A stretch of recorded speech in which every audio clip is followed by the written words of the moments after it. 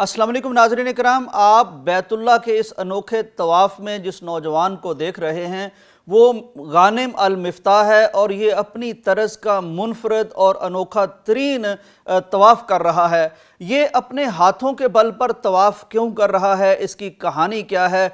अगरचे ये एक हीरो का दर्जा रखता है, बहुत मशहूर नौजवान है और सऊदी हुकूमत ने इसको प्रोटोकॉल देने में, सहूलियात मुहैया करने में कोई कसर उठा नहीं रखी, लेकिन इसने तमाम आरामदेह चीज़ों को, व्हील चेयर को मुस्तरद कर दिया। उसने अपने एक इंटरव्यू में कहा कि अगर मेरी टांगें नहीं हैं तो अल्लाह तबारक व तआला ने मुझे मजबूत हाथ तो दे रखे हैं, चुनांचे मैं इन्हीं हाथों के ज़रिए अपने अल्लाह के घर का, बैतुल्लाह का तवाफ़ करूँगा।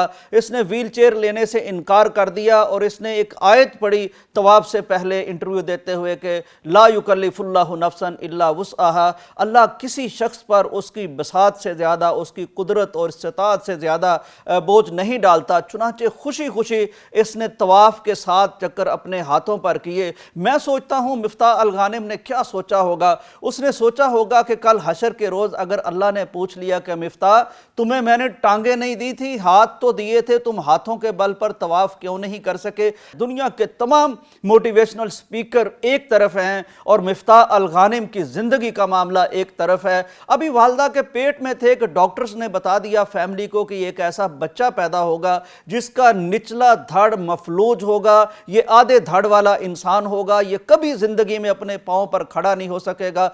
तो जब ये पैदा हुआ तो वालदा बताती हैं कि तमाम फैमिली ने इस तमन्ना के साथ दुनिया में इसे वेलकम किया, पर रहम खाते हुए कि काश ये फौत हो जाए, इस दुनिया से चला जाए। इस बेरहम दुनिया में पूरे इंसानों की ज़िंदगी कितनी अजीरन होती है, तो आधे धड़ वाला इंसान कैसे जी सकेगा? लेकिन मेरे अल्लाह तबारक व तआला ने इसे मिसाल बनाना था। ये पैदा हुआ, अभी वो सिर्फ 2 दिन का था जबकि ये तस्वीर है। वो कहता है मेरे चेहरे पर तब भी मुस्कुराहट थी, थोड़ा सा ये बड़ा हुआ, स्कूल जाने की उम्र को पहुंचा तो स्कूल वालों ने इसे लेने से, एडमिट करने से इसलिए इनकार कर दिया कि हमारे दूसरे जो स्कूल के बच्चे हैं उन पर एक बुरा और मनफी असर पड़ेगा, वो देखकर डरेंगे। न सिर्फ इसे स्कूल ने अडॉप्ट करने से, एडमिशन देने से इनकार कर दिया, बल्कि इसकी सिस्टर को भी और इसके ब्रदर को भी इसलिए इनकार कर दिया गया कि लोग क्या कहेंगे कि एक अपाहज और मफलूज और आधे धड़ वाले यानी नौजवान के बच्चे के ये बहन भाई हैं, उनको भी इनकार कर दिया,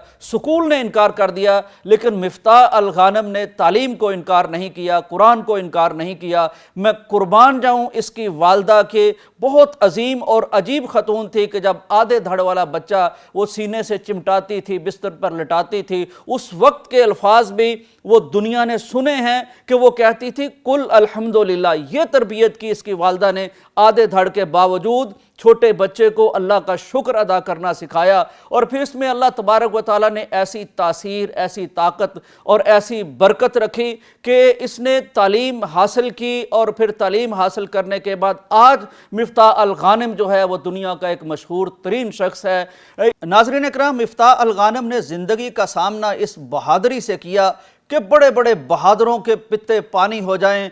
इसने दुनिया का हर वो काम किया जिसको तंदुरुस्त आदमी करते हुए भी घबराते हैं। तिलावत इतनी खूबसूरत करता है कि 2022 का जो वर्ल्ड कप हुआ कतर में, उसमें मशहूर फ़नकार के साथ बतौर मेज़बान इसने जो तिलावत की और उसका जो तर्जमा किया, पूरी दुनिया में शोहरत हासिल कर ली। इसने फिर एक किताब लिखी जिसका नाम इसने रखा कि गानिम कभी हार नहीं सकता, गानिम हमेशा जीतेगा। इसने ड्राइविंग सीखी, इसने स्विमिंग सीखी, इसने क्लाइंबिंग सीखी यानी पहाड़ों पर चढ़ना सीखा। ये कई ब्रांड्स भी चला रहा है, आइसक्रीम वगैरह के कारोबार भी कर रहा है। नाजरीन, गानिम अल मिफ्ताह का कहना है कि मेरी दादी जान उन्हीं अफराद में से थी जो जब मैं पैदा हुआ तो उनका ख्याल था मुझ पर रहम खाते हुए कि अल्लाह इसे अपने पास बुला ले।